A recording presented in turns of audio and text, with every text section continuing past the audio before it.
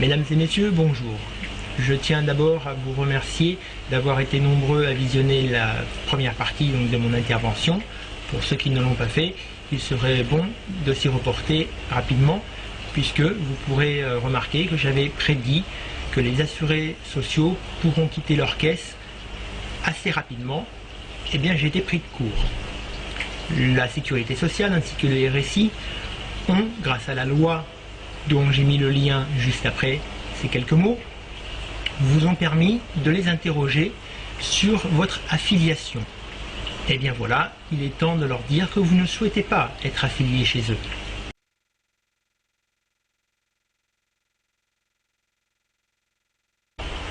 Vous trouverez ci-joint les questions qui me paraissent être les plus importantes que vous devriez poser à la sécurité sociale et puis surtout au RSI.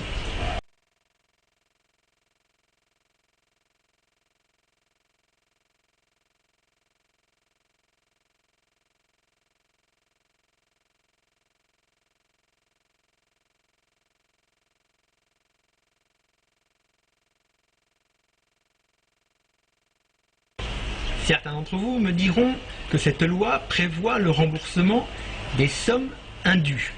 Bien c'est vrai, c'est effectivement vrai. Mais vous reporterez à la page 3 et vous découvrirez que cette loi limite à 3 ans le remboursement de l'indu, mais non pas à 3 années suivant le début de votre poursuite ou de votre demande, mais limité à 3 ans à la date de la décision définitive qui reconnaît la non-conformité au droit européen. C'est-à-dire qu'une fois que vous avez fini toutes les poursuites judiciaires, donc admettons que vous soyez allé jusqu'en Cour de cassation, eh bien, le jour de la décision de la Cour de cassation, vous ne pouvez remonter que sur 3 ans. C'est-à-dire que quoi que vous fassiez, la Cour de cassation n'est absolument pas accessible à moins de 3 années civiles.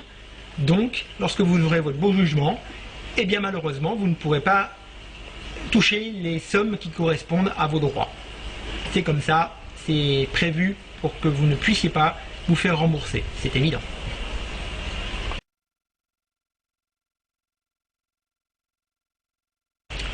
Le RSI est un parasite, il vit au crochet des travailleurs. Eh bien, pour se séparer de ce parasite, rien de plus simple. Vous cessez immédiatement les prélèvements automatiques faits sur vos comptes. Puis, vous contestez votre affiliation auprès du RSI, vous leur posez des questions. Lorsque vous aurez une mise en demeure, n'oubliez pas d'y répondre, vous contestez. Vous demandez à saisir la commission de recours amiables, à laquelle vous n'aurez pas accès puisqu'elle n'existe pas, c'est assez simple. Puis après, vous aurez droit à une contrainte. Cette contrainte, vous faites très attention au délai, vous la contestez auprès de votre tribunal de la sécurité sociale française. Surtout, mettez bien tout votre dossier dès le premier courrier que vous ferez au tribunal de la sécurité sociale. C'est très important, vu que la procédure par la suite est orale, vous comprendrez aisément qu'il va être très facile pour tout le monde d'oublier vos paroles. Donc mettez tout bien par écrit.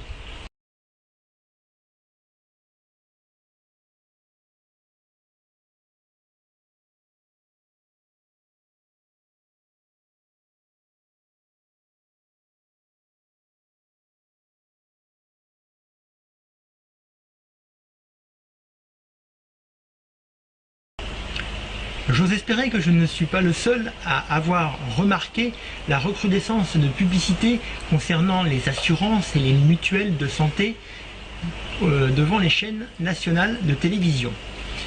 Eh bien, il y en a une toute particulière qui passe régulièrement sur les antennes. Elle s'appelle Malakoff Médéric.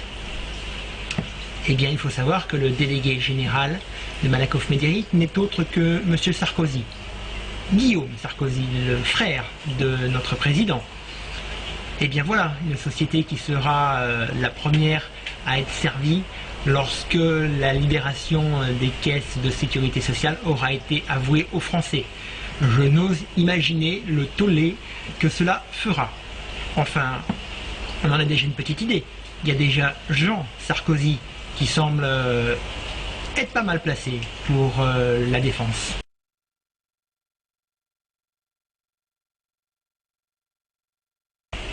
Je me permets d'aborder un autre sujet qui concerne toujours la fin du monopole étatique sur les jeux en ligne. Notre gouvernement semble vouloir étudier une loi concernant l'attribution des licences à des sociétés de jeux. Malheureusement, les jeux sont faits. C'est une directive de 92 sur la libre circulation des biens et des services au sein de l'Union européenne. Les journalistes n'ont malheureusement pas révélé ça aux Français. C'est déjà réglé comme du papier à musique. Monsieur Sarkozy a été entre guillemets victime de désinformation puisqu'on lui a dit qu'il avait donné ses licences à ses petits camarades. Malheureusement, s'il avait été fort sympathique, il l'aurait fait depuis des années, puisque ça aurait permis à ces sociétés d'être les premières sur le marché du jeu au niveau européen. À vouloir traîner les pieds, comme nous le faisons à chaque fois sur tout ce qui est la fin des monopoles, nous voilà malheureusement avec un tout petit marché franco-français qui est déjà bien empiété par les autres sociétés, puisque les Français n'ont évidemment pas attendu l'autorisation franco-française d'accès à Internet pour aller jouer ailleurs.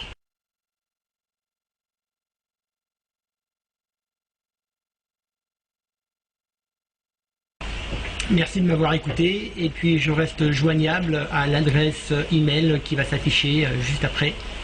C'est au revoir. Merci, au revoir.